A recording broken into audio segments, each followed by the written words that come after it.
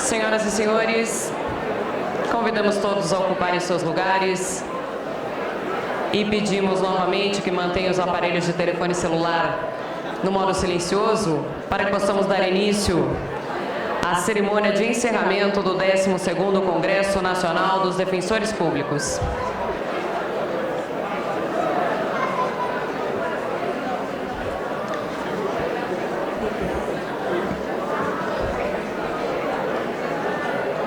A Associação Nacional dos Defensores Públicos e a Associação dos Defensores Públicos do Estado do Paraná agradecem a presença de todos os defensores públicos, advogados, estudantes de direito e demais participantes do 12º Congresso Nacional de Defensores Públicos. Para recepcionar as autoridades desta cerimônia de encerramento, temos a honra de convidar os anfitriões do 12º Congresso Nacional, presidente da Associação Nacional dos Defensores Públicos, Dr. Joaquim Gonzaga de Araújo Neto.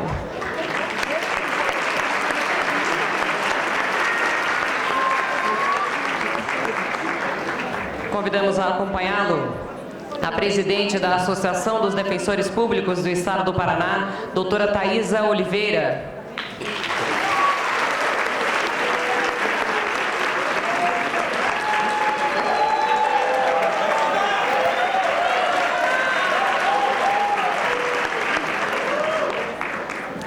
Senhoras e senhores, é com grande satisfação que os convido a receber ministro Carlos Aires Brito.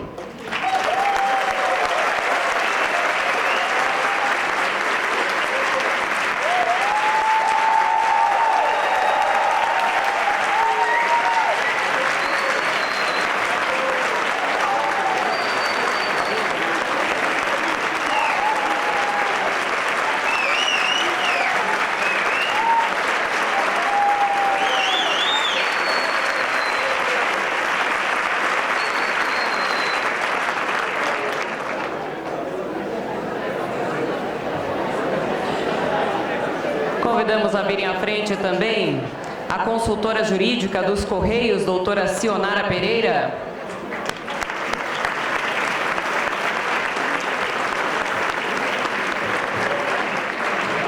E ainda a defensora pública do Estado do Paraná, doutora Mônia Serafim.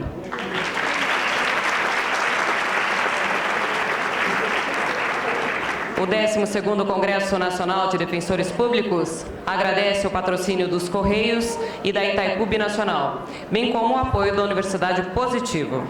Os nossos agradecimentos também às autoridades que se fazem presentes a esta cerimônia e àqueles que participaram de todo o nosso evento.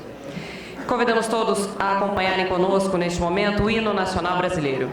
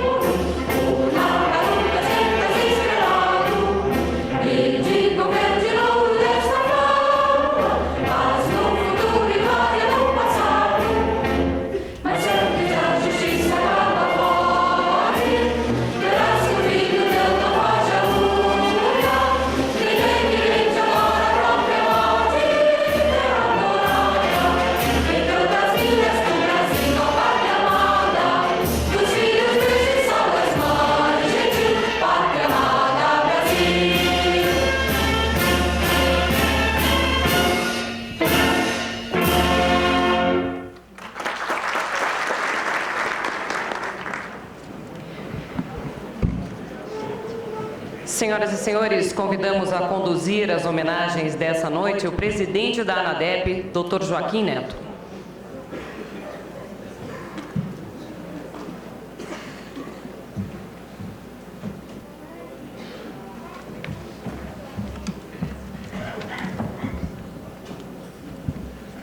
Boa noite a todas e a todos. Saúdo a mesa, na pessoa do nosso convidado especial, ministro Aires Brito, grande amigo da Defensoria Pública Brasileira. Saúdo a nossa anfitriã, doutora Thaisa Oliveira, a quem quero dar todos os créditos por esse maravilhoso evento. Quero saudar a nossa amiga representante dos Correios, a nossa colega defensora pública do Estado do Paraná, que também compõe a mesa, saudar aos colegas e, antes de tudo, agradecer pelo apoio, pela presença, pelo entusiasmo de todos durante esse evento. Esse é um momento marcante, muito especial, dentro do evento do 12º Congresso Nacional de Defensores Públicos. É um momento onde nós rendemos homenagens, prestamos o nosso agradecimento a pessoas que têm contribuído ao longo de sua história, ao longo de sua vida, para a construção dessa belíssima instituição à qual nós pertencemos, a Defensoria Pública.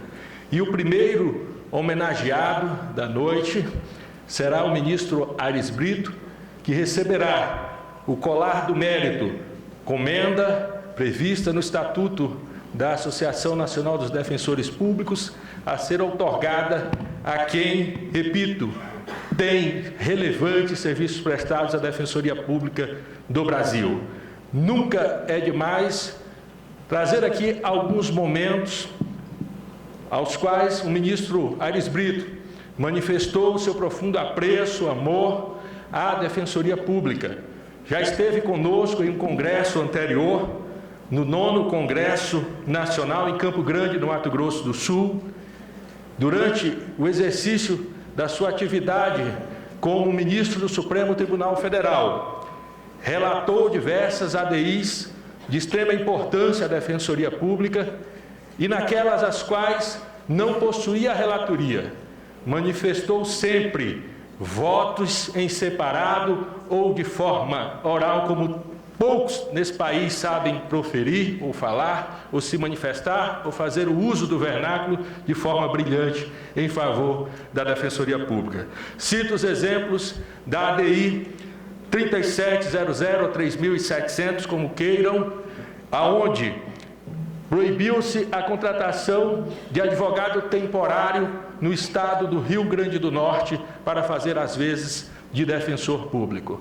Cito ainda o exemplo da ADI 3643, aonde se reconheceu a legalidade do fundo da Defensoria do Rio de Janeiro. E ele brinca dizendo que ama tanto a Defensoria, que até dinheiro ele já deu à Defensoria Pública.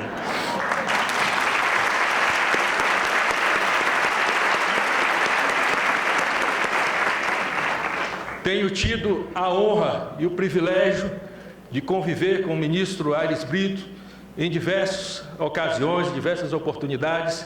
Tenho a honra de compor, através da ANADEP, o Conselho do Prêmio Inovare, presidido de forma brilhante pelo ministro Aires Brito, um entusiasta do avanço, do crescimento, do aperfeiçoamento, da eficiência do sistema de justiça nacional. Continua a trabalhar arduamente, com série de viagens semanalmente ou durante o mês, é um incansável e merece o nosso reconhecimento. Ministro Aires Brito, por favor, me conceda a honra de outorgar-lhe o colar do mérito da ANADEP.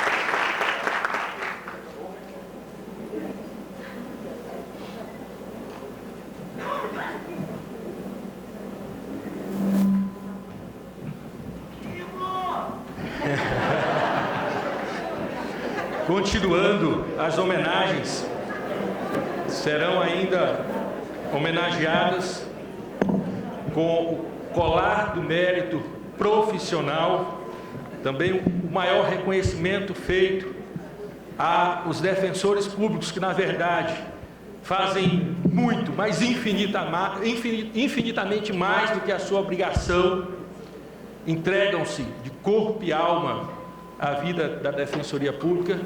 Receberão ainda as homenagens nessa noite.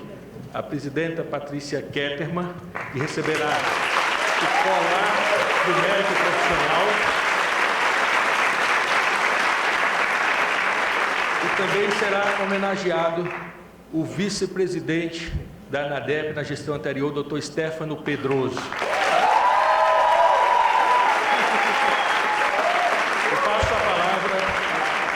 Eu passo a palavra à presidente da ADEPAR, doutora Thaís Oliveira, para proferir,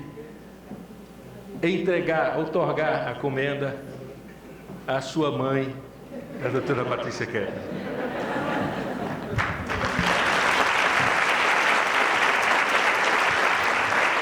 Boa noite, todos e todas. Eu confesso que eu estou segurando o choro desde que Joaquim me comunicou que eu ia entregar isso para minha mãe de coração. Não sei se vocês conhecem a história do Paraná. Houve um momento muito difícil ali no começo. Uma aprovação de lei pela Assembleia Legislativa, posterior sanção pelo governo do estado do Paraná, que retirava ali grande parte da autonomia da instituição, mexia em muitos artigos dela, importante para nós, todos muito importantes. A emenda constitucional 80 havia sido aprovada meses antes.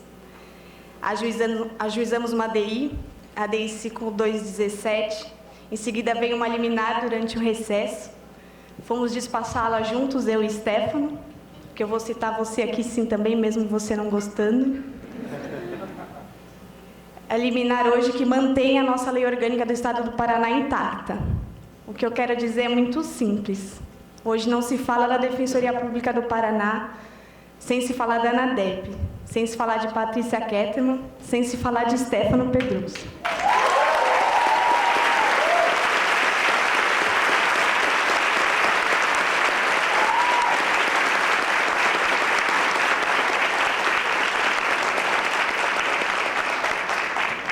Foi um precedente nacional para as demais defensorias públicas. Em nome dos 75 defensores públicos do Estado do Paraná, eu agradeço muito vocês.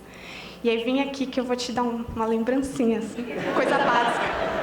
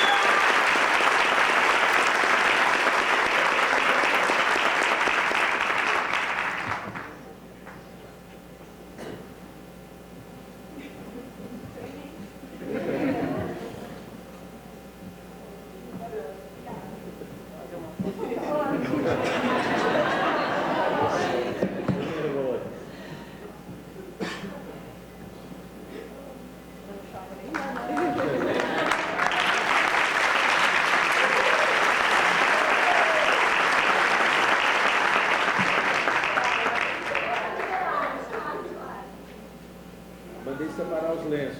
Obrigada.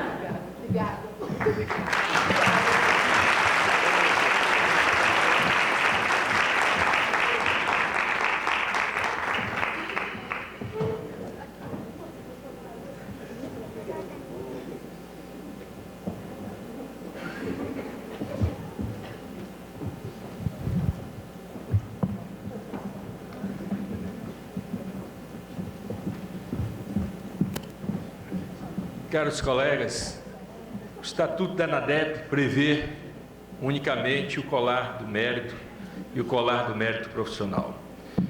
Mas nós cometeríamos, nesse momento, uma extrema injustiça se não homenageássemos o nosso amigo Stefano Pedroso.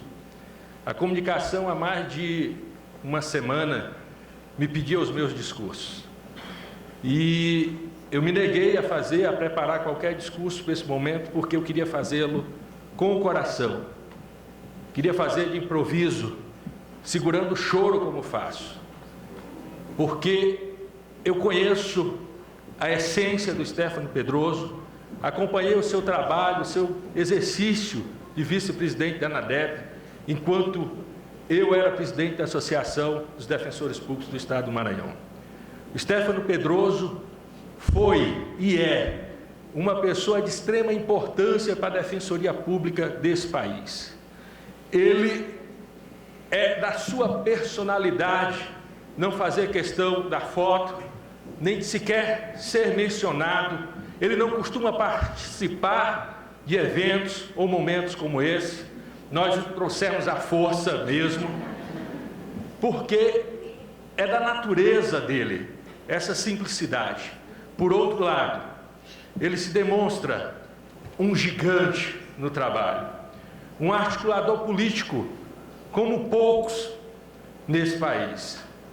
Um homem, muitas vezes, de poucas palavras, mas quando o Stefano abre a boca, e às vezes de forma dura, deve ser ouvido. E exerceu o cargo de vice-presidência da gestão da Patrícia com extrema competência, amor e dedicação. E em Assembleia Geral Extraordinária, nós aprovamos, e talvez isso possa vir a, num momento futuro, se tornar uma regra estatutária, oferecer uma comenda, uma placa em homenagem aos vice-presidentes da ANADEP. Eu hoje sei da importância, enquanto no exercício da presidência, dos vices que tenho.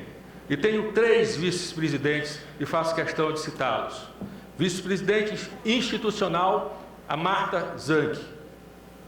Vice-presidente jurídico-legislativo, Dr. Arilson Malaquias. A vice-presidente administrativa, a doutora Thaisa Oliveira. Imaginem, hoje eu preciso de 3 para fazer o trabalho que o Stefano fez sozinho.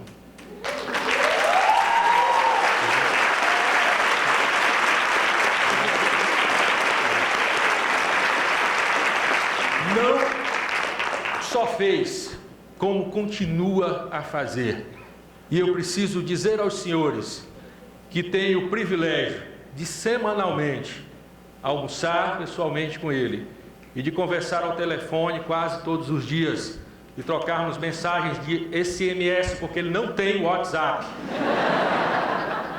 Em pleno século XXI, o Stefano não usa o WhatsApp, mas isso é uma característica dele. Mas tem o melhor, o nosso respeito, a nossa admiração, a nossa amizade eterna. Stefano, suba que eu quero te dar um abraço.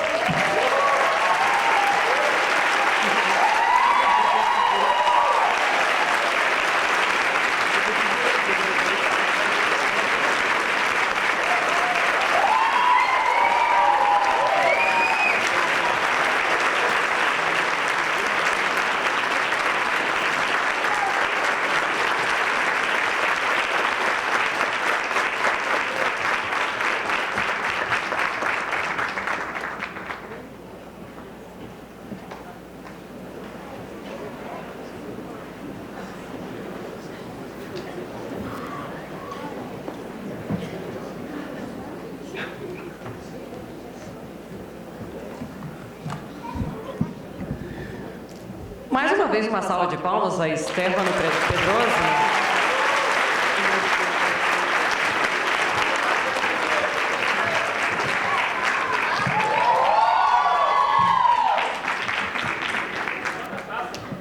Obrigada, doutor Joaquim. Senhoras e senhores, palestrante desta noite é formado pela Faculdade de Direito da Universidade Federal do Sergipe. Fez curso de pós-graduação em Direito Público e Privado nessa mesma faculdade. É mestre em Direito do Estado e doutor em Direito Constitucional, ambos pela Pontifícia Universidade Católica de São Paulo. Exerceu os cargos de Procurador do Tribunal de Contas, Consultor-Geral do Estado e Procurador-Geral de Justiça, além de professor de Direito Administrativo e Constitucional na Faculdade de Direito da Universidade Federal do Sergipe e advogado militante. Integrou o Conselho Federal da Ordem dos Advogados do Brasil, sendo membro da Comissão de Constituição e Justiça. Foi nomeado ministro do Supremo Tribunal Federal no ano de 2003 e foi presidente dessa Corte e do Conselho Nacional de Justiça. Foi ainda presidente do Tribunal Superior Eleitoral. Foi escolhido como um dos 100 brasileiros mais influentes pela Revista Brasileira Época nos anos de 2008, 2010 e 2012. É com grande satisfação, senhoras e senhores, que teremos o prazer de ouvir, na palestra de encerramento do 12º Congresso Nacional de Defensores Públicos, ministro Aires Brito.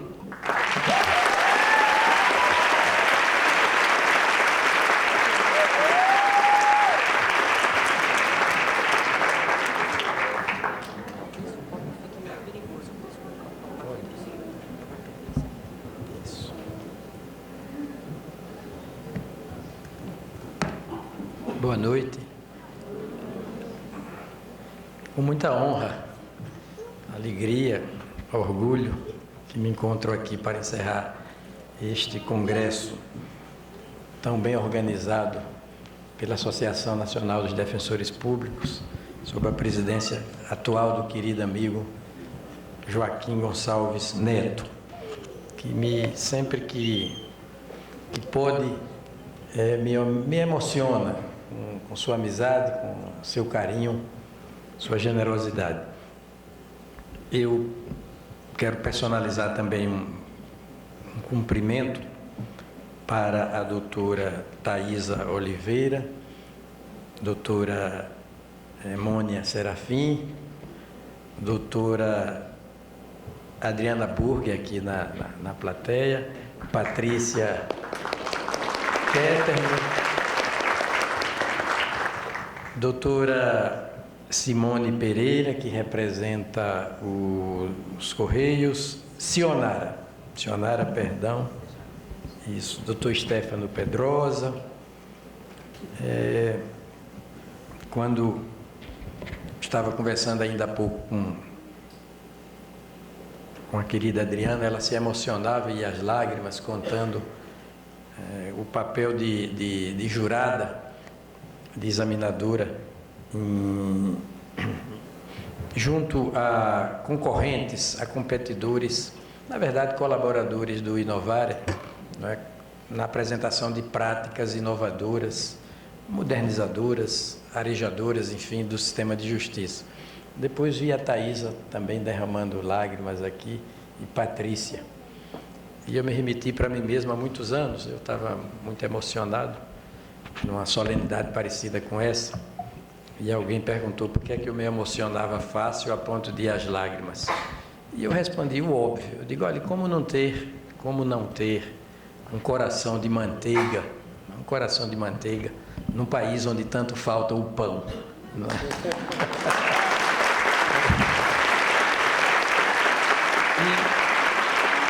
E a vida também nos ensina que um coração rodado, né, vale muito mais do que 0 quilômetro. Né? E ele termina mandando mais na gente o coração do que a gente nele.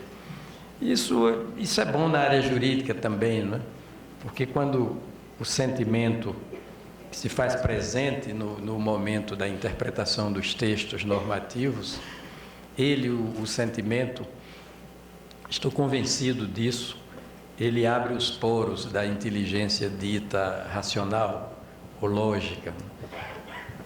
E exatamente por efeito dessa conciliação otimizada, funcional, entre sentimento e pensamento, é que é possível, numa metáfora, partejar o rebento da consciência. Né? A consciência seria a posteriori, o ponto ômega do ser humano, a partir da qual é possível enxergar as coisas com mais clareza, mais largueza, mais longura, né? mais profundidade. Nessa concepção de que a consciência está para nós no plano da imanência, assim como o espírito está no plano da transcendência. Né? Seja por elevação espiritual, seja por elevação consciencial, é possível transitar nesta vida de topo para topo, não é? E de fim para fim. E isso dá mais sentido, dá mais propósito, não é? À nossa trajetória por este mundo, diria Guimarães Rosa, de aquém-túmulo. Eu, nesse encontro com os senhores, quero falar por um modo muito camoniano, não é camoniano de refinamento literário, não é isso. É naquele sentido conhecido, dito por ele, de que é um saber que é feito de experiência, que é feito exclusivamente de experiência. E quando a gente vai avançando, né, em anos por esta vida, vai realmente colhendo ensinamentos que nos são ministrados pela vida mesma. Não dá para a gente aprender nos livros, ou na escola, ou em cursos, né? E eu quero falar exatamente da minha experiência, a partir do modo muito, muito pessoal, como eu vejo as coisas, né? A partir da Constituição. A Constituição é chamada, não é, de Carta Magna, de Magna Carta, mas na verdade ela é uma carta mãe, no seguinte sentido. Vou fazer uma comparação. Quando uma mulher dá à luz um bebê pela primeira vez, é parturiente de primeira viagem, né? Ela, na verdade, ocasiona dois nascimentos: o nascimento do seu bebê e o nascimento dela mesma enquanto mãe, porque até então o que havia era uma mulher, não uma mãe, né? A Constituição também, quando nasce, não nasce sozinha. Ela instaura, não é? Inaugura um ordenamento jurídico. Nasce e com ela, instantaneamente, o ordenamento jurídico. Constituindo, portanto, duas ordens paralelas. Ela mesma, a Constituição, fala de ordem constitucional, de crime contra a ordem, atentado contra a ordem constitucional. Aliás, o artigo 85, versante sobre crime de responsabilidades, ou crimes de responsabilidade, a linguagem é essa. O artigo 85 diz assim: são crimes de responsabilidade os atos do presidente da República que atentem, vale dizer, que insultem, que sejam assintosos, que afrontem, que atentem contra a Constituição. Então, o bem jurídico a proteger é a própria Constituição, especialmente por 7 conteúdos que a Constituição mesma em seguida lista como dos seus mais importantes. Como que dizendo, mexeu com eles, mexeu comigo. Aqueles 7 conteúdos que estão ali no artigo 85. Mas a comparação com a mãe biológica, física ou psicofísica me permite ainda avançar uma ideia. Enquanto os pais, não só as mães, os pais em geral, querem ver seus filhos com o tempo emancipados, eu estou aqui com a filha, né, que sempre me acompanha, a Adriele. A Constituição não deixa que sua filha, de nome e ordem jurídica, né, filha no sentido lógico, dizia Hans Kelsen, não é cronológico, não é histórico, né? Com ela nasce um ordenamento virginalmente novo, né? Castamente novo. A Constituição não deixa e nem pode deixar o ordenamento por ela gestado e parido se emancipar. A Constituição nasce para conviver com sua criatura de nome ordenamento, ordem jurídica, o tempo inteiro por cima. A Constituição o tempo inteiro convivendo por cima com a ordem jurídica. E para isso é que cria um sistema de justiça, de que as defensorias públicas fazem parte, um sistema de justiça afunilado ou afunilando para o Poder Judiciário. E no âmbito do Poder Judiciário, afunilando para o Supremo Tribunal Federal, que, segundo o artigo 102, número 1 da Constituição, existe precipuamente, eu até interpreto precipuamente, não dicionarizadamente, mormente, notadamente, sobremodo, não. Principalmente para mim compete ao Supremo Tribunal Federal exclusivamente a guarda da Constituição. E, aliás, é porque a Constituição é suprema que o Supremo Tribunal Federal se chama Supremo. A Constituição não é suprema por ser guardada, em última análise, por uma Corte Suprema Judiciária. A Corte Judiciária é que é suprema por guardar, em última análise, a lei suprema, essa lei mãe. E a Constituição tem sentidos não só científicos, técnicos, normativos, como também simbólicos, muito importante. Ela significa que há um documento jurídico, ela mesma, é um código jurídico, um documento jurídico, que impõe ao Estado deveres, finalidades, compromissos, não a partir da vontade do Estado, endogenamente, mas a partir de uma vontade normativa exógena, externa ao Estado, imposta ao Estado de cima para baixo.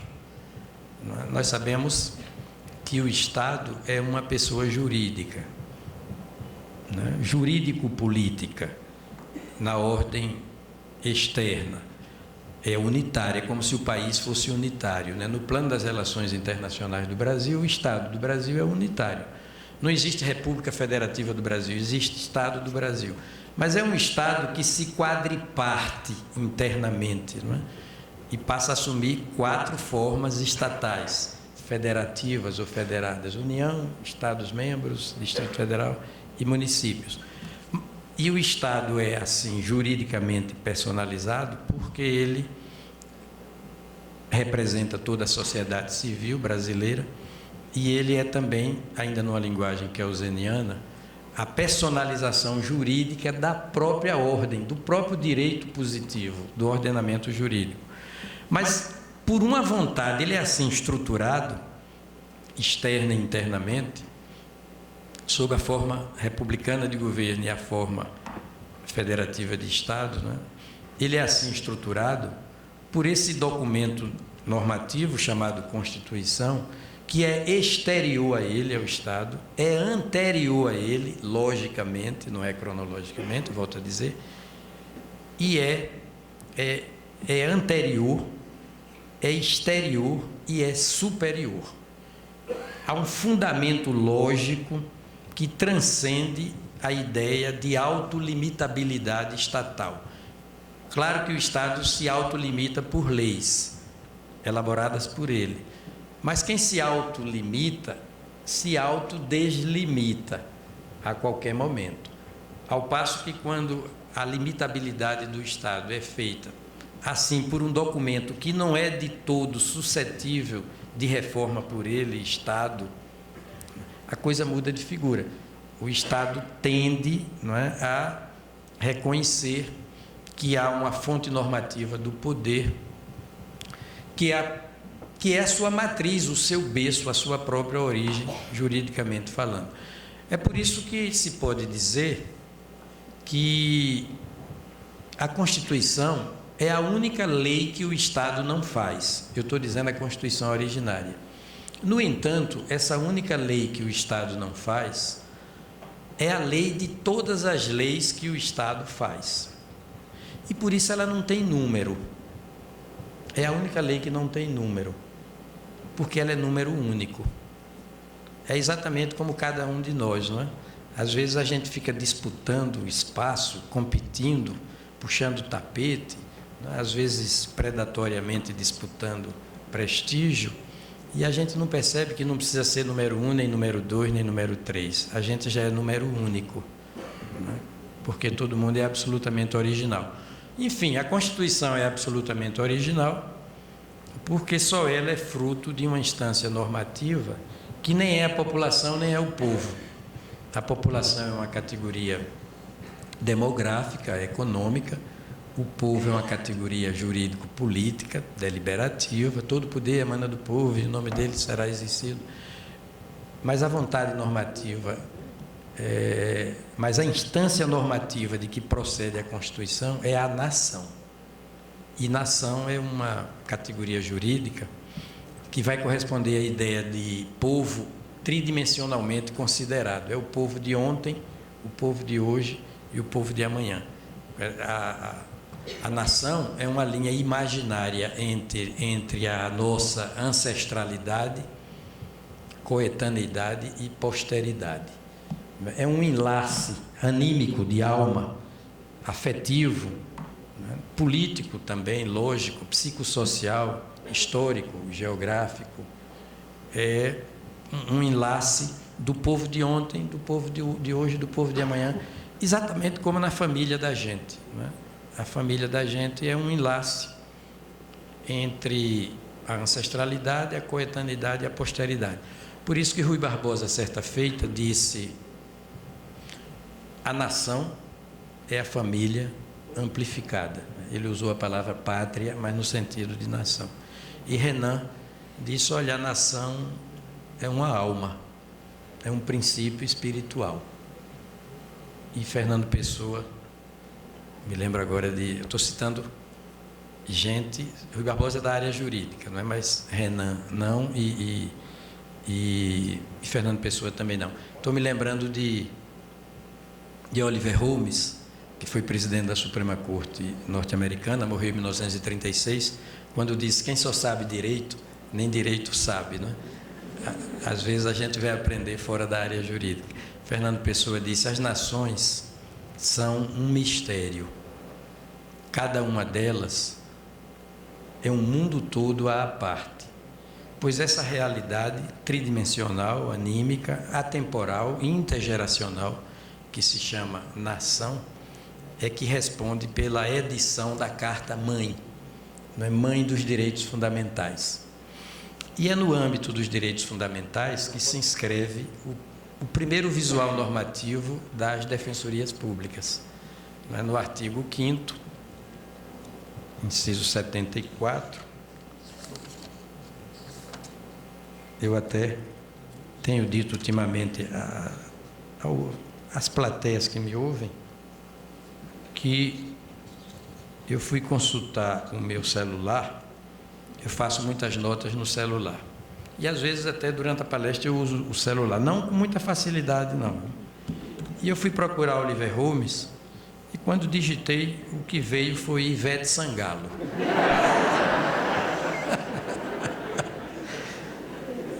Mas eu não me fiz de rogado, sabe? Comecei a falar da musicalidade brasileira a partir da Bahia e tal. De Caetano Veloso, né, da qualidade da nossa música, da bossa nova, e essa peculiaridade que nós temos de colocar nas músicas letras extraordinárias, né, muito bonitas. A nossa música é comparada em qualidade à norte-americana, mas os norte-americanos não têm a qualidade das letras, né, das nossas músicas. Jamais eles diriam coisas assim como, hiperbolicamente: ô Madalena, o meu peito percebeu que o mar é uma gota comparado ao pranto meu, né? Isso só no Brasil.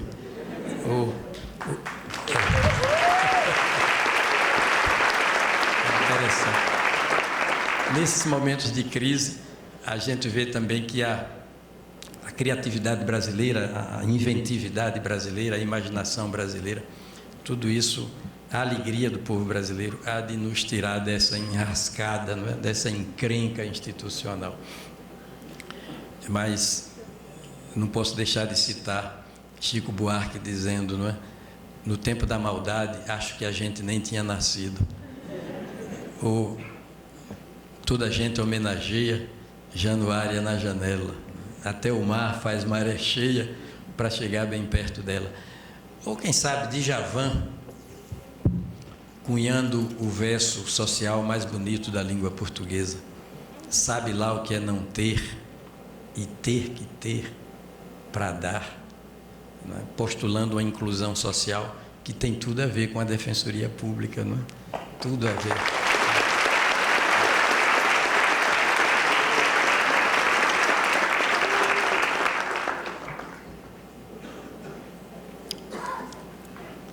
Bem, E nesse artigo 5º, inciso 74, antes de lê-lo, eu vou, também com base na minha experiência, vão me permitir, eu vou dizer o seguinte: quando uma Constituição é promulgada, logo depois de um regime autoritário, militar, de força, que perdurou por quase 21 anos, e ela chega com propósitos inovadores, o caso da nossa, né, instaurando uma democracia de 3 vértices, que é a democracia ideal, tão liberal quanto social e fraternal ou comunitária. Artigo 3º, inciso 1º, construir uma sociedade livre, justa e solidária. Quando uma Constituição faz da democracia, desde o preâmbulo, né, o seu valor fundante, o seu valor principal, a democracia na Constituição é continente, tudo mais é conteúdo. Por exemplo, República Federativa. A República e a Federação são instituições, mas enquanto conteúdos desse continente institucional de nome democracia, né? A democracia é continente, valor teto, é o mais alto de todos, e é valor síntese. Tudo afunila para a democracia. Se nós interpretarmos a Constituição na perspectiva da democracia como valor continente, valor síntese, valor teto, nós estaremos imprimindo a ela, a Constituição, um ganho de funcionalidade sistêmica insuspeitado. E estamos assumindo postura interpretativa não ideológica, mas rigorosamente técnica, rigorosamente científica.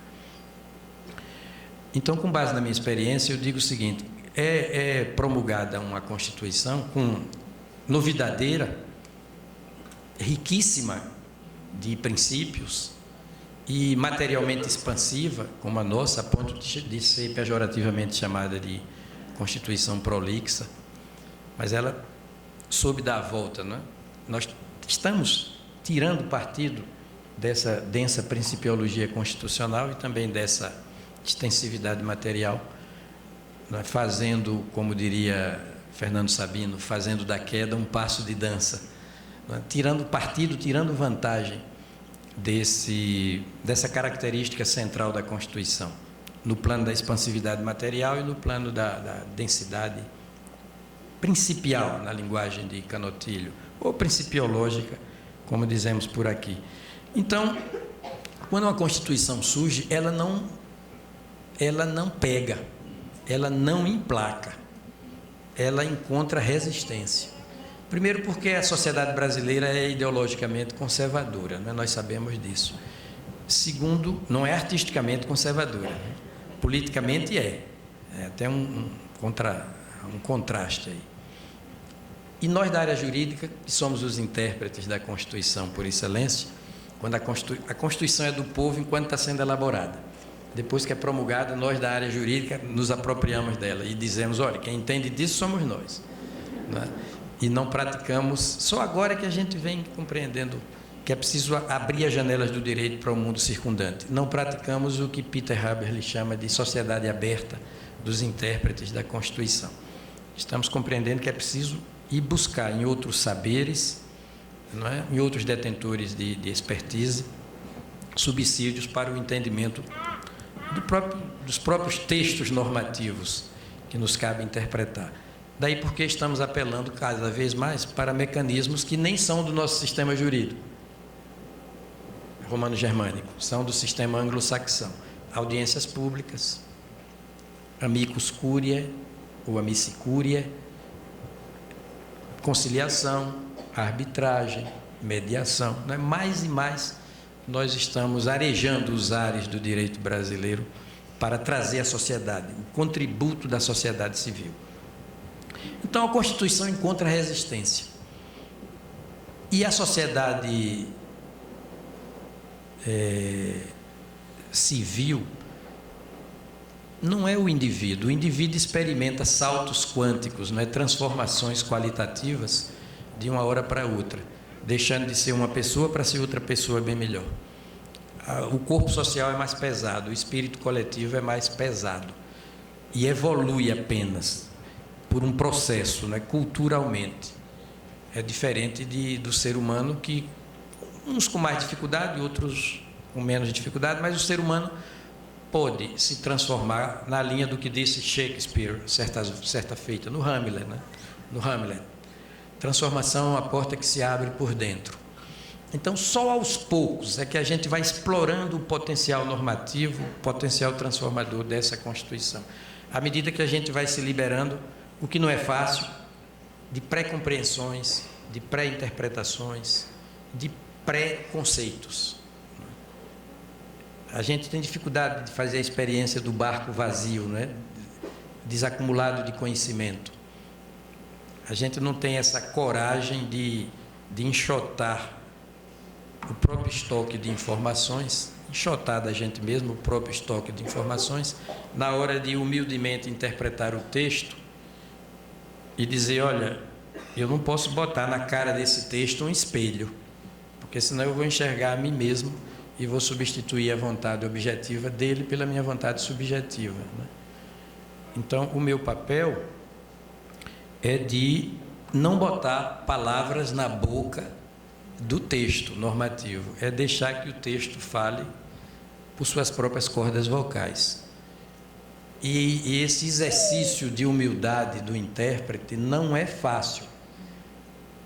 Então, a Constituição, volta a dizer, encontra dificuldade para reger os destinos da coletividade. E aos poucos é que nós vamos percebendo a riqueza normativa, não é, da Constituição. Essa Constituição nos torna um país primeiro-mundista. Já falei muito mal dela, viu? Quando ela foi publicada, ela não correspondeu bem às minhas exigências. Eu era mais novo, tinha mais exigências no plano social, sobretudo. Por exemplo, eu fiquei chateado que essa Constituição não trouxe para os trabalhadores, mandou para a lei complementar, que até hoje não saiu, não trouxe a cogestão, trabalhadores e empresários dirigindo conjuntamente as empresas, cogestão empresarial, nem trouxe participação nos lucros das empresas. Eu escrevi um artigo, a Constituição Mão de Figa. Ela se fez muito dependente de leis ordinárias, mais ou menos 100 leis. Eu aí escrevi a Constituição Paraplégica, né? Dependia das cadeiras de rodas, das muletas da lei ordinária. E ela cuidou muito mais dos direitos individuais, 77 direitos individuais, hoje são 78, por força da emenda 45, e apenas 34 direitos sociais. Eu acho que isso é uma visão equivocada das coisas, desatualizada, devia priorizar o social. Aí eu escrevi a Constituição Estrábica, né? Cada uma dessas metáforas, né, pejorativamente. Depois parei e disse, sabe de uma coisa? Não é da minha índole isso. Eu não vejo tantas janelas que se abriram, né? Só estou vendo as portas que se fecharam. Eu vou passar a explorar a riqueza normativa, transformadora da Constituição.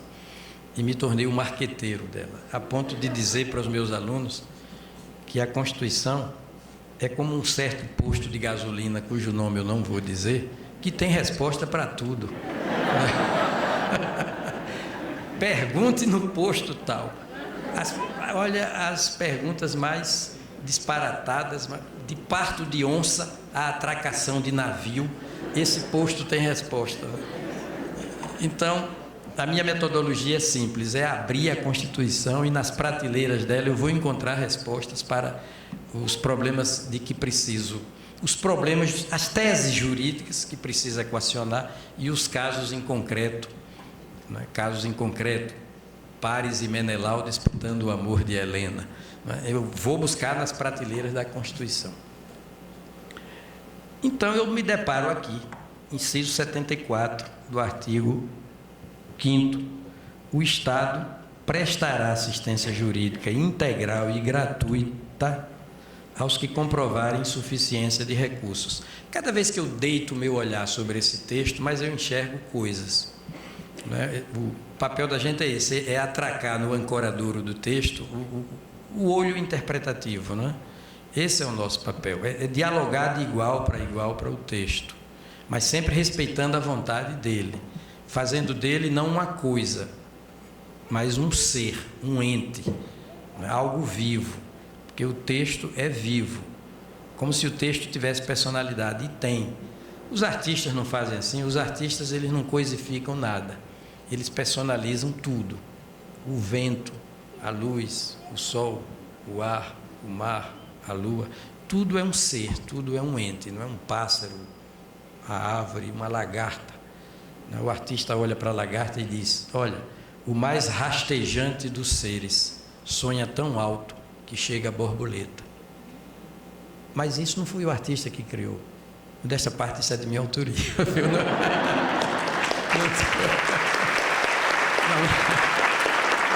Sinceramente, eu estou apenas dizendo que as coisas não são coisas.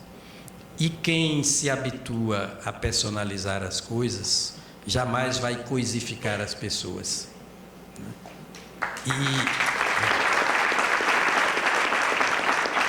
E não coisificar as pessoas e personalizar as coisas tem nome. Isso se chama humanismo. Humanismo não é senão isso. Então, cada vez eu enxergo mais coisas. Enxergo coisas dialogando com esse ente, ser, chamado texto normativo. O Estado prestará assistência, não é o Poder Executivo. Não é o Poder Executivo. Até porque, muitas vezes, a assistência será arrancada contra o Poder Executivo, para não dizer o mais das vezes, no plano da saúde, da Previdência Social.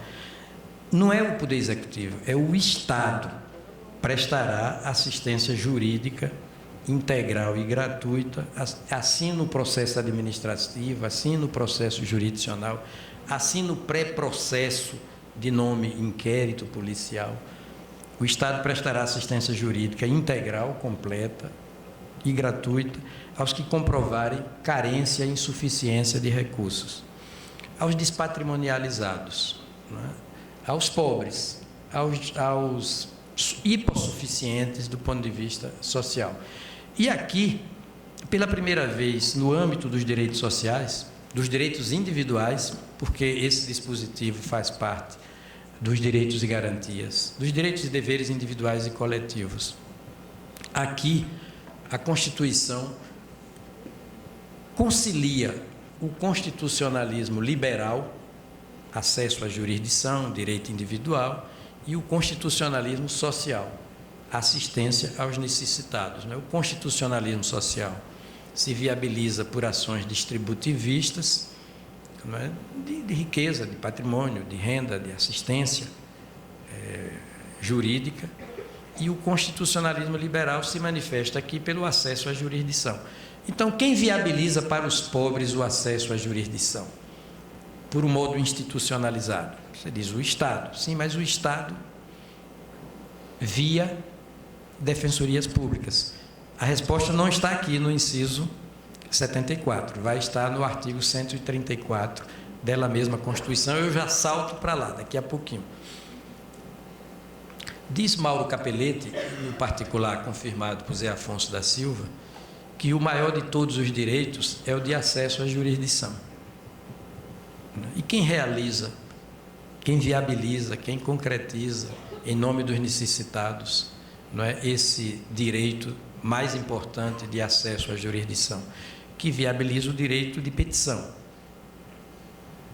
O Estado, por intermédio das defensorias públicas. Aí eu vou para o artigo 134.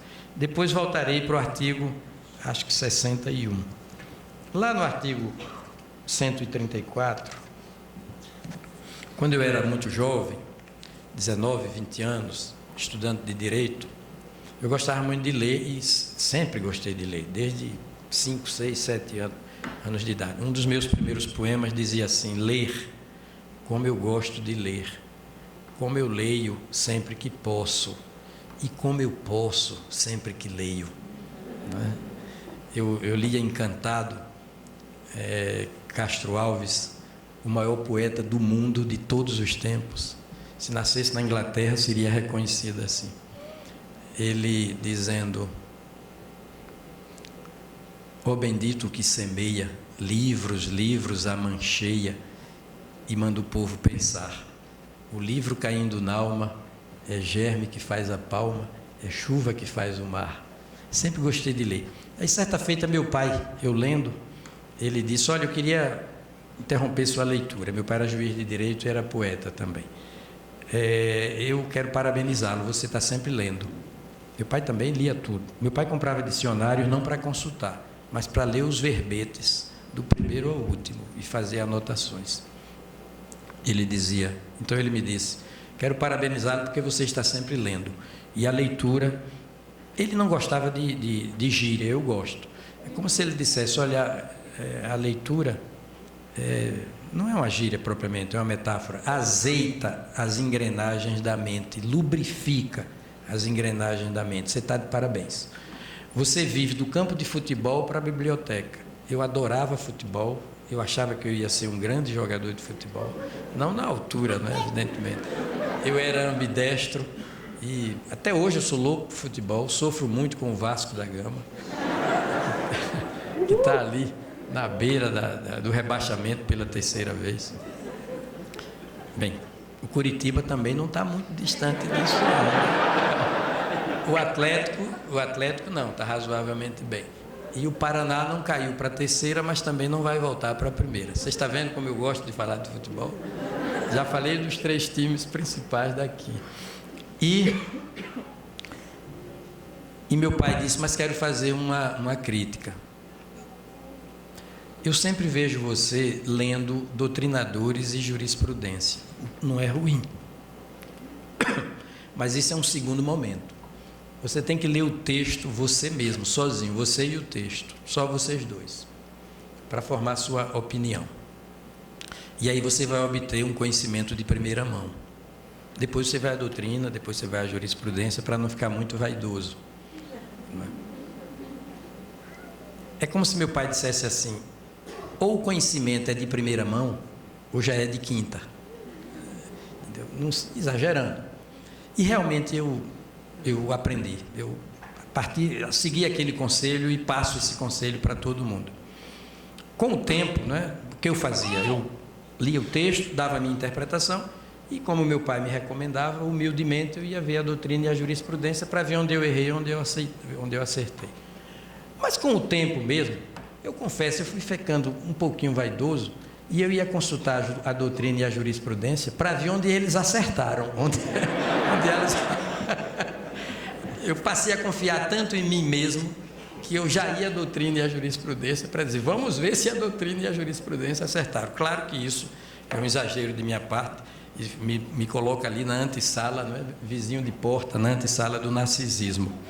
Aliás, Caetano Veloso dizia, Narciso acha feio o que não é espelho, né? Um belo conceito. E então eu fui para o artigo 134. E primeiro vi que a Defensoria Pública é tratada, aqui no 134, num capítulo sintomático, né, das funções essenciais à jurisdição.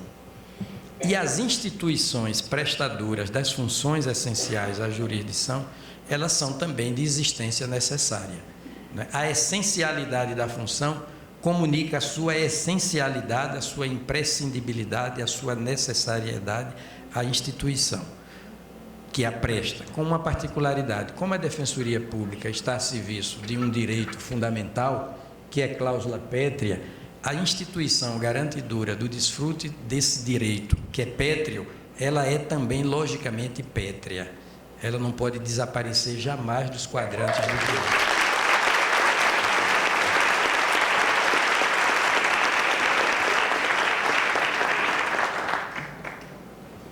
Depois percebi que, comparando a Defensoria Pública com a Advocacia Geral da União, notei que a Advocacia Geral da União, mesmo de assento constitucional e de existência necessária, porque está a serviço de uma função essencial, que é a jurisdição, mas eu percebi que a Constituição faz um link operacional, um link até hierárquico, não digo hierárquico, mas um link funcional da Defensoria Pública com o Poder Executivo.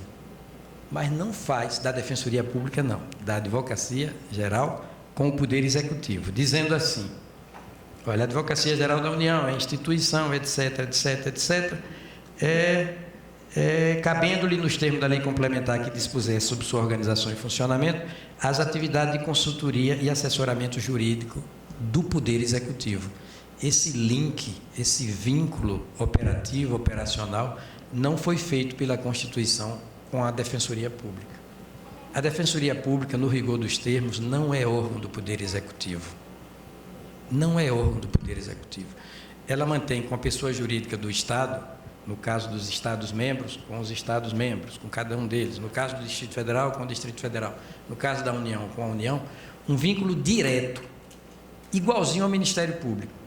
O Ministério Público é órgão do Estado, não é órgão de nenhum dos poderes. Não passa o Ministério Público pelo esquema da tripartição dos poderes. A Defensoria Pública não pode passar, não deve passar, e não passa, à luz da Constituição, pelo esquema da tripartição dos poderes. O vínculo é diretamente com a pessoa jurídica do Estado.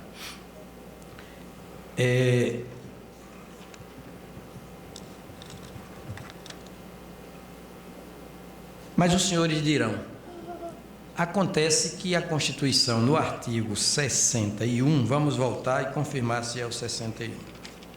Eu gosto desse vai e vem, sabe? De passar em revista, não é, os dispositivos da Constituição. Eu não sou figurinista, muito menos modelo, mas eu gosto de desfilar pela passarela da Constituição o tempo todo, sabe? Não me canso. E aqui, aliás, porque é só o que me cabe. Interpretação técnica, científica, é essa. Você não tem o direito, ninguém tem o direito de formular um juízo técnico se não apontar a fonte normativa, não é? Então, como eu sou um constitucionalista, eu vejo tudo sob a perspectiva normativa da Constituição. No artigo 61. Diz que compete, que o Poder Executivo detém a iniciativa privativa, né? Iniciativa privativa do Presidente da República, das leis que, aí vem o que nos interessa, das leis que são de iniciativa privativa do Presidente da República, as leis que, aí diz aqui, disponham sobre, número 2, letra D, organização do Ministério Público e da Defensoria Pública da União. Fez bem em colocar os dois, para mostrar que é preciso tratar os dois com igualdade, né? Porque senão há um desequilíbrio, sobretudo em matéria penal. Afinal de contas, o Ministério Público titulariza a ação, com exclusividade da ação penal pública, né? É preciso um equilíbrio de forças, uma correlação de forças. Numa linguagem muito cara aos eleitoralistas, é preciso paridade de armas entre a Defensoria Pública e o Ministério Público. Então, a Constituição fez bem aqui. Organização do Ministério Público e da Defensoria Pública da União, bem como normas gerais para a organização do Ministério Público e da Defensoria Pública dos Estados, do Distrito Federal e dos territórios. Muito bem. É verdade. A organização do Ministério Público e da Defensoria Pública. Isso não significa nem que o Ministério Público seja órgão incrustado, né, no organograma do Poder Executivo, integrante da ossatura institucional do Poder Executivo, tampouco a Defensoria Pública. Né? A interpretação é a mesma, tanto para o Ministério Público quanto para a Defensoria Pública. Mas aqui, quando a Constituição fala de organização, não está falando de princípios institucionais. Não está falando, né, de princípios institucionais que servem ao desempenho mais desembaraçado, mais altivo, mais eficiente das respectivas funções do Ministério Público e da Defensoria Pública. Olha, a organização é uma coisa. Vai dizer quem compõe, vai dizer em que cargos a instituição se decompõe, vai falar sobre estrutura de carreira, vai falar sobre retribuição financeira, mas organização não tem nada a ver com prerrogativa de cada agente e com princípio institucional, cuja linguagem técnica é atribuição. A atribuição está para a instituição, assim como a prerrogativa está para o agente. não é? Prerrogativa do agente, atribuição da instituição a serviço do bom desempenho das respectivas competências, inclusive do desempenho independente, de cada um desses agentes e de cada uma das instituições. É por isso que, no capítulo do Ministério Público, a Constituição diz, artigo 127, parágrafo 1º, são princípios institucionais do Ministério Público, e dentre eles, a independência funcional. Não confundir, portanto, organização, organograma, não confundir com princípio institucional, com atribuição no plano objetivo, no plano subjetivo, prerrogativa. É a diferença entre direito e prerrogativa, entre competência e prerrogativa. As competências são do cargo e são desempenhadas pelo titular do cargo. Mas as prerrogativas são instituídas para o bom desempenho das competências. Em última análise, os cargos e suas competências estão a serviço das instituições. As prerrogativas estão a serviço das competências e as atribuições estão a serviço das instituições na sua compostura subjetiva, não é nem subjetiva, institucional mesmo, objetiva até, mais do que subjetiva. E isso tem lógica. É porque a Defensoria Pública e o Ministério Público também, eles são de compostura jurídica binária. Não são órgãos administrativos, singelamente. Eles são órgãos mistamente, mescladamente, políticos e administrativos. Em que sentido? Lembrem-se de Canotilho. Canotilho dizia, a Constituição, está aqui, a Constituição é o estatuto jurídico do fenômeno político, ou seja, do fenômeno reportante à polis, à sociedade por inteiro, à coletividade por inteiro. Política vem de polis, né? Polis é o espaço das relações primárias entre governantes e governados. No segundo momento, é que se transforma no espaço das relações secundárias, não são primárias, entre administradores e administrados. Então, a Defensoria Pública tem um regime jurídico, uma compostura normativo-constitucional que é melhor compreendida quando a gente lê o artigo 18 da Constituição,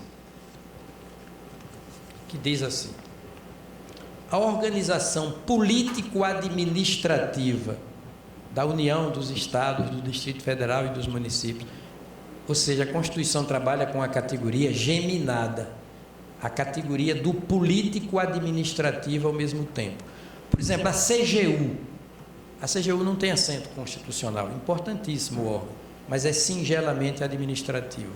O INCRA, importantíssimo o INCRA, mas não tem compostura, não tem assento constitucional. Então, lhe falta a dimensão política, no sentido de referibilidade necessária à polis, espaço das relações primárias entre governantes e governados.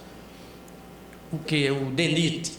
Importantíssimo, mas é singelamente administrativo. Agora, o Banco Central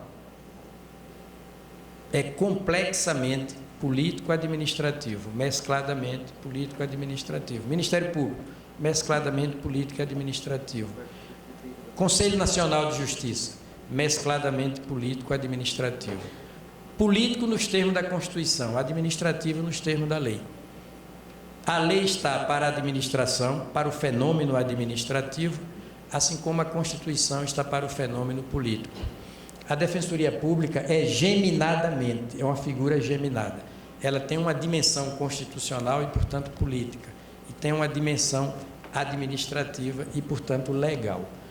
Erram aqueles que dizem, não, o presidente da República não pode, aliás, o Congresso Nacional não pode iniciar, eu digo erram aqueles com todo respeito, viu?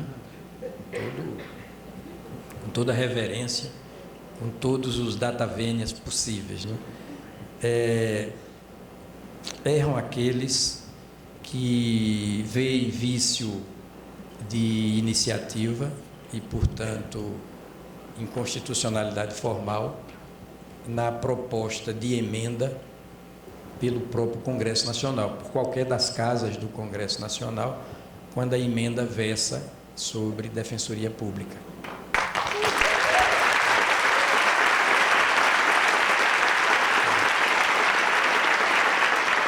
Porque Defensoria Pública não é órgão singelamente administrativo, não faz parte da administração pública, num sentido meramente legal, administrativo, não faz. O problema não está no âmbito do convívio dos poderes, da convivência dos poderes, da relação entre os poderes. A cláusula pétrea em jogo não é aqui o artigo 60, parágrafo 4º, inciso de número 2. Vou de novo passar em revista, para não me falhar a memória. Artigo 60, parágrafo 4º, inciso 3, a separação dos poderes. O tema não se encaixa no âmbito das relações entre os poderes. A matéria diz respeito ao inciso 4º, direitos e garantias fundamentais. É indissociável o tema da Defensoria Pública dos direitos e garantias fundamentais. Na verdade, essa emenda veio para robustecer, vitalizar, reforçar, né, a força normativa, vitalizar, robustecer, reforçar o vigor normativo da Constituição no campo dos direitos e garantias individuais em prol dos necessitados. Essa emenda, ela é impeditiva do retrocesso, para não dizer, ela é a garantia do avanço. Ela é a garantia do avanço. Porque você pode mexer em cláusula pétrea para robustecer, como já mexemos. Por exemplo, eu falei no início da minha palestra que o artigo 5º da Constituição se desdobrava em 77 dispositivos, incisos. Agora são 78. Quando a emenda 45 trouxe a boa novidade desse direito fundamental à razoável duração do processo, com os meios e garantias, etc, etc. Então, você pode mexer em cláusula pétrea, desde que seja para fortalecer. Quando a Constituição diz no parágrafo 4º do artigo 60, vou terminar, viu? Diz assim, eu até me lembro de Tim Maia, e eu espero que não aconteça com vocês o que aconteceu com ele. Ele, como vocês sabem, Tim Maia era robusto, né? Não fazia regime, não. Mas ele resolveu fazer regime de emagrecimento a conselho médico. Então, ele fez uma dieta rigorosa, né? Deixou de beber, evitou as gorduras e o açúcar, mas com um sacrifício enorme, uma penosidade, porque ele era bom de mesa, não é? De garfo. Depois de 14 dias, os amigos acompanhando, preocupados, aquela dieta rigorosa, e um deles perguntou a Tim Maia, como é, Tim? E Tim era a imagem da tristeza. Vivia triste, cabisbaixo, né? Porque não estava fazendo o que mais gostava, abusar de tudo. E aí, Tim, quantos dias aí de regime? Ele aí disse, 14 dias. Disse, já perdeu alguma coisa? Ele disse, já, 2 semanas. Então, espero que vocês não digam, perdemos 1 hora aqui, não saiu nada de útil aqui na conversa do ministro. Bem, então, eu estava para me despedir, dizendo, que era que eu pretendia dizer, sim, que, na verdade, o tema da separação dos poderes é preciso, se a matéria se encaixasse no tema da separação dos poderes, ainda assim demandaria um certo conhecimento do sentido histórico da separação dos poderes, que a Constituição encampou positivamente. A separação dos poderes veio para quê? Essa ideia de separação? Para combater o absolutismo monárquico, né? Historicamente simbolizado na figura do rei Luís XIV, quando dizia l'état c'est moi, não é? O Estado está em mim, ou je suis l'état, eu sou o Estado. Ele exacerbou, carregou nas cores, podia tudo. O poder executivo, nele concentrado, era, portanto, imperial, desmedido, ilimitado, com todas as consequências que nós sabemos da concentração do poder político, do poder econômico, tudo que é poder, do poder religioso, poder militar, porque o poder instaura relações de mando. O que é o poder? O poder é uma instância instauradora de relações verticais, relações de autoridade, relações de comando, relações de mando, onde o poder entra, desequilibra tudo. O poder econômico financiando campanha eleitoral, desequilibra tudo. A Constituição diz: todo poder emana do povo e em seu nome será exercido. Está dizendo, empresa não é eleitor. Mas se o poder econômico participa do processo eleitoral, quem vai eleger os candidatos é o poder econômico. O poder econômico não tem como, nenhuma forma de poder, não tem como entrar numa relação jurídica senão desequilibradamente. Então, era preciso conter o poder político. E surgiu a teoria da separação dos poderes em Montesquieu, refinadamente, sobretudo nele. A Constituição encampou isso. Toda emenda à Constituição que tirar do nosso poder executivo o caráter imperial que ele ainda conserva culturalmente, historicamente, é uma emenda benfazeja e vem na direção da democracia, que também é o princípio dos princípios, o cântico dos cânticos aqui na nossa Constituição. E, no caso, você tirar do controle do Poder Executivo. Primeiro, não faz parte do Poder Executivo, a meu juízo. Se fizesse todo tipo de emenda que gradativamente tirasse do Poder Executivo influência sobre a Defensoria Pública, seria uma emenda sintonizada com o sentido histórico, depurado, lógico da teoria da separação dos poderes. Porque no Brasil ainda o Poder Executivo é imperial, pode tudo. Carlos Drummond de Andrade, conversando com amigos, e foi perguntado por que é que no Brasil a monarquia foi uma continuidade no que há de pior, eticamente, politicamente, autoritariamente, consagrando filhotismo, apadrinhamento, fisiologismo, nepotismo. Por que a monarquia foi uma continuação da colônia? E por que a república é uma continuação da monarquia? Aí Drummond diz: porque fácil, caiu a corte, não os cortesãos. Caiu a corte, não os cortesãos. E tudo é centrado no Poder Executivo. De sorte que, ainda que a matéria se inscrevesse no âmbito da teoria da separação dos poderes, seria benéfica essa mudança constitucional para emancipar paulatinamente as defensorias públicas, conferindo-lhes autonomia financeira, administrativa e esse poder de propor orçamentariamente suas despesas e receitas a cada ano. Mas o problema não é esse. Eu acho que o problema não é nem problema, é até a solução, mas o tema se inscreve no âmbito dos direitos e garantias fundamentais, devendo a emenda ser saudada até com foguetório, porque ela areja os nossos costumes políticos e facilita a efetividade da inclusão social dos segmentos patrimonialmente e materialmente desfavorecidos. Sem falar, e agora eu termino mesmo, fico prometendo terminar e vou esticando, sem falar que a Constituição separou as coisas. O processo legislativo referente a emendas é uma coisa, o processo legislativo referente a leis é outra coisa. Só se pode falar de lei como direito-lei e, portanto, incorporante das emendas no campo dos direitos e garantias individuais para reconhecê-los. Por exemplo, quando a Constituição diz: a lei não excluirá da apreciação do Poder Judiciário lesão ou ameaça a direito. Aí não é lei, é direito-lei. As emendas também não podem.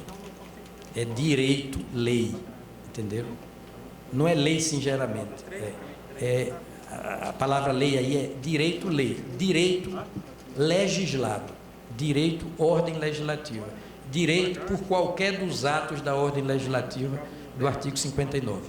Quando a Constituição diz: a lei não prejudicará o direito adquirido, o ato jurídico perfeito e a coisa julgada. A lei não retroagirá para prejudicar o réu. Isso é direito-lei. É direito ordem legislada, ordem legislativa. As emendas também não podem retroagir para prejudicar o direito adquirido, o ato jurídico perfeito e a coisa julgada. Então, é preciso entender, não é, o discurso da Constituição. Você só pode identificar lei e emenda no âmbito dos direitos e garantias fundamentais, porque a Constituição, não é, faz dos direitos e garantias fundamentais conteúdos dos seus princípios fundantes. Do artigo 5º ao artigo 17, o que é que a Constituição faz? Ela veicula direitos e garantias que vão dar conteúdo, vão dar substância aos fundamentos da República: soberania, cidadania, dignidade da pessoa humana, valores sociais do trabalho e da livre iniciativa, pluralismo político. Porque se não fosse assim, os direitos e garantias fundamentais, veiculados pelo artigo 1º, eles, incisos de 1 a 5, eles seriam bolhas normativas, seriam vazios prescritivos, seriam pura retórica normativa, sem possibilidade sem ganhar força normativa para resolver casos concretos. Então, esse é o meu visual da Constituição. É um visual abonador da tese da Defensoria Pública, da tese de todos vocês aqui reunidos, das defensorias públicas do Brasil a partir da União. Não é um depoimento para agradar, podem acreditar nisso. Não estou aqui rasgando seda, não estou aqui jogando para a plateia, querendo sair bem na fita. Esse é o depoimento de um estudioso do direito constitucional brasileiro, de alguém que passou pela Suprema Corte e votou sempre assim, nesse sentido, interpretando a Constituição pela forma que estou interpretando para vocês. E por isso é que o presidente Joaquim lembrou que sempre que eu podia, não é, eu intervia nos debates e formulava votos, ora por escrito, ora oralmente, não é, no sentido de reconhecer à Defensoria Pública essa estatura elevadíssima constitucional que é dela, por vontade normativa, não do povo, não da população, mas da nação brasileira. Então eu saúdo todos vocês, digo que é uma honra acadêmica, orgulho cívico, um contentamento pessoal muito grande, partilhar dessa festa de quem, quantas vezes eu disse isso e todas as vezes eu faço sinceramente, não é, de quem faz da Defensoria Pública um meio de vida profissionalmente, mas a mais bela razão de viver ideologicamente. Obrigado.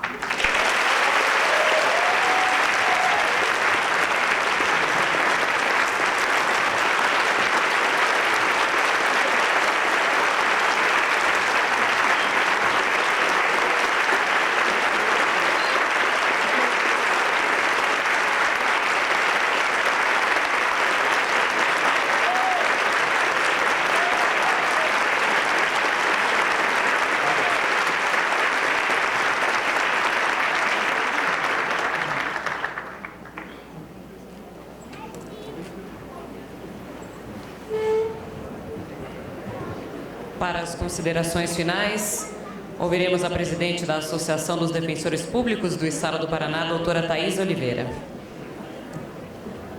Pode.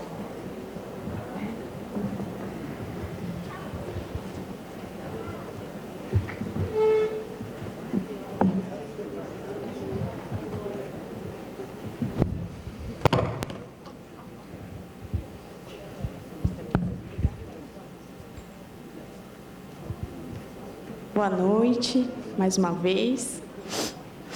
Ministro, posso compartilhar um pouquinho da minha história com você, com todo mundo?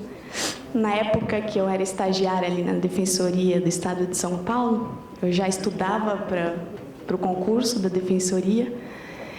Eu estudava numa escrivaninha, assim, no meu quarto. Logo em cima tinha as prateleiras de livros. E eu tinha justamente essa frase que o senhor falou agora ao final, escrita à mão, em verde, que é a cor da Defensoria Pública, aqui na direção dos meus olhos. E aqui, nos momentos de estudo, às vezes a gente se desanima, não passa na prova e fica triste. E eu tinha ali como um incentivo todos os dias do meu estudo. Muito obrigada por ser essa inesgotável fonte de inspiração para mim e para muitos defensores públicos do Brasil.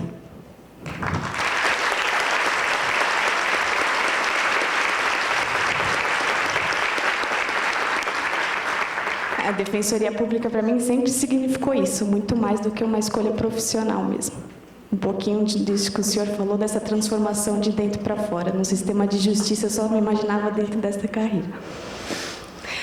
Uma saudação eu queria fazer aos colegas de Santa Catarina, pela coragem em terem assumido o compromisso de realizar o 13º Congresso Nacional 2017. Os colegas João, presidente da Associação de Santa Catarina, Ronaldo, Fernanda, Tiago, parabéns. Saibam que vocês têm aqui um estado vizinho que desde já se coloca à disposição para tudo que vocês precisarem. Com certeza vai ser um evento de muito sucesso. Contem comigo aqui, com todos os colegas do Paraná. E para vocês todos que estão aqui, estou cansada, não consegui nem levantar para dar a tchau que vocês merecem. É uma mistura de emoções. Eu fico triste porque vocês estão indo embora, mas também fico muito feliz por todos os momentos que a gente conseguiu compartilhar aqui. A gente rever colegas, rever amigos, aquela sensação de que não é uma luta solitária, de que tem mais pessoas conosco. Acalma o nosso coração aqui. Nós precisamos de todos vocês. Muito obrigada mais uma vez por terem vindo, terem ficado aqui até esta hora. Lembrem que amanhã tem um painel do Congresso ainda, tá bom? Boa noite. Obrigada.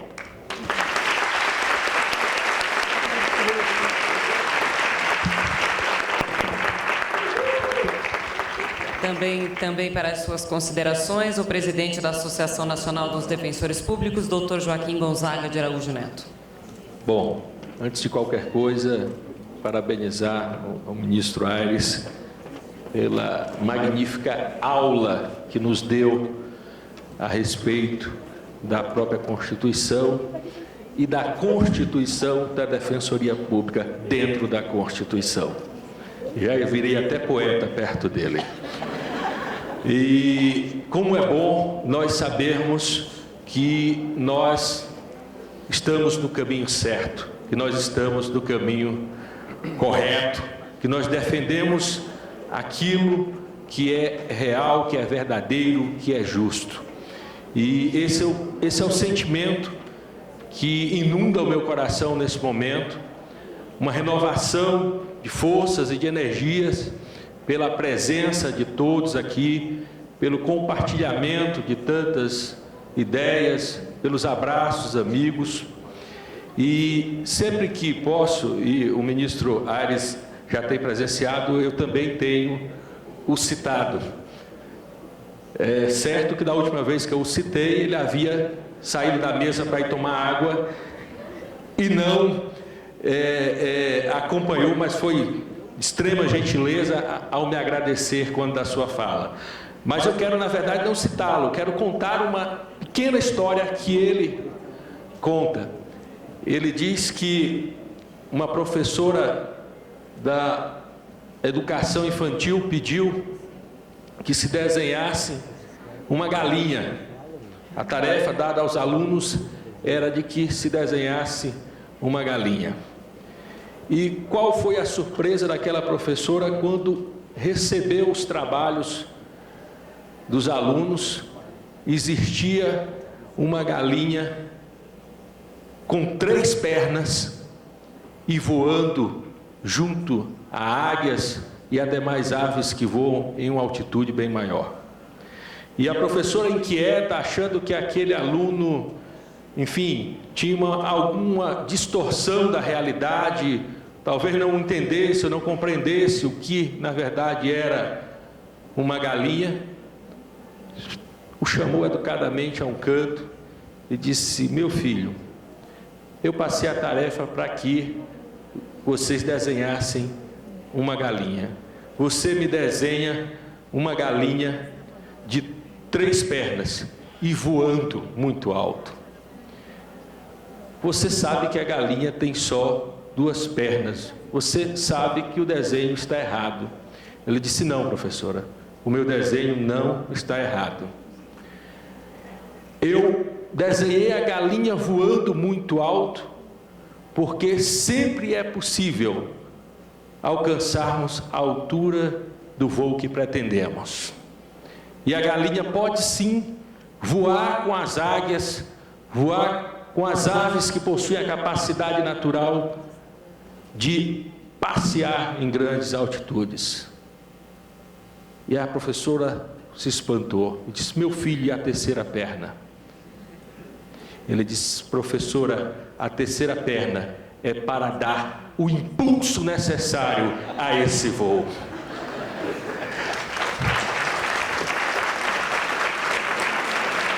E essa galinha, metaforicamente, brilhantemente trabalhada pelo ministro Aires, pode ser vista hoje como a Defensoria Pública. Nós podemos sim voar alto, ocuparmos o espaço e a previsão constitucional que nos foi dada. E a 3ª perna, nós também a possuímos. O amor, a dedicação, o trabalho incansável que nos move diuturnamente. Muito obrigado pela presença de todos.